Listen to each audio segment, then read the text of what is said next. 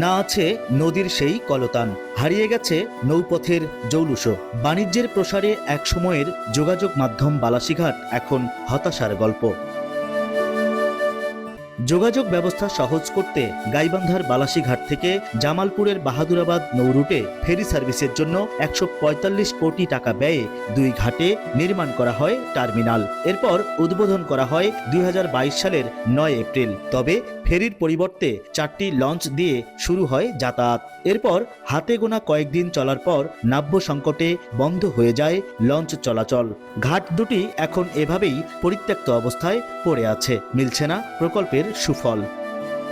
স্থানীয়রা জানান, টার্মিনাল দুটি নির্মাণের পর আশায় বুক বেঁধেছিলেন উত্তরের ৮ জেলার মানুষ, কিন্তু ৩ বছরেও লঞ্চ ও ফেরি চালু না হওয়ায় ক্ষোভে ফুঁসছেন তারা। সময় জাঁকজমক ছিল, ফেরি গেছে, ট্রেন ছিল, তারপরে মনে করেন যে এরপর আবার এই যে কয় সালে জানালো গো এরা আবার ফির জাহাজ আনলো ২-৪টা, ওটাও চালু হলো, পরে ওটাও নাই এটাও নাই। কিছু প্রসূতি মায়েরা যখন নিয়ে আসা হয়, দেখা যায় যে সময় কুলাইতে পারে না। অনেক সময় দেখা যায় যে নদীপথে আস্তে আস্তে জীবনের ঝুঁকি হয়ে যায় এবং কেউ কেউ মারাও যায়। আমরা প্রত্যাশা করেছিলাম যে টার্মিনাল দুটো হয়ে গেলে ফেরি চলাচল সহজ হয়ে যাবে, কিন্তু তার উল্টে হয়ে গেছে। এখানে সম্পূর্ণ ফেরি চলাচল আজ পর্যন্ত একদিনও ফেরি চললো না।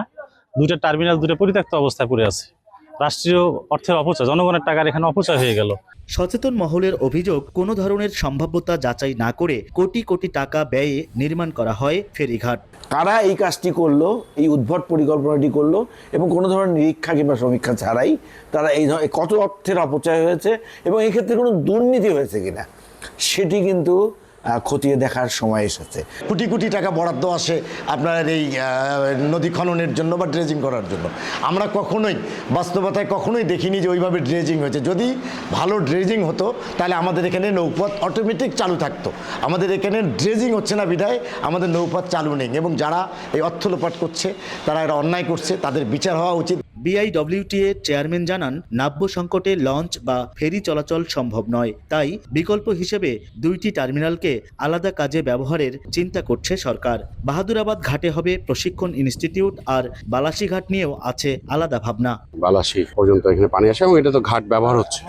একটা প্রবলেম আছে বালাসী বাহাদুরাবাদ প্রান্তে, সেটাকে আমরা হয়তো একটা ট্রেনিং ইনস্টিটিউট করব।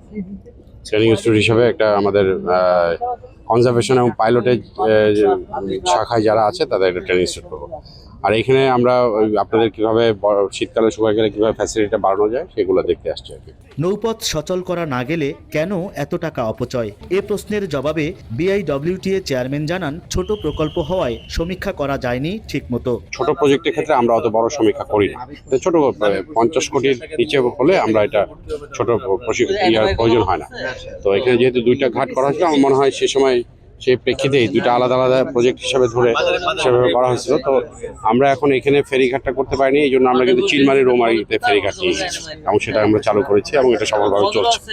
1938 সালে বালাসী ও বাহাদুরাবাদ ঘাটে ফেরি সার্ভিসের মাধ্যমে উত্তরাঞ্চলের সঙ্গে রাজধানীর রেল যোগাযোগ চালু ছিল। তবে 2000 সালে নদীর নাব্য সংকটের কারণে সেটি বন্ধ হয়ে যায়। এরপর 2017 সালে বালাসী ঘাট থেকে বাহাদুরাবাদ নৌরুটটি আবারও চালু করতে অনুমোদন দেয়া হয় ফেরিঘাট টার্মিনাল নির্মাণ প্রকল্প।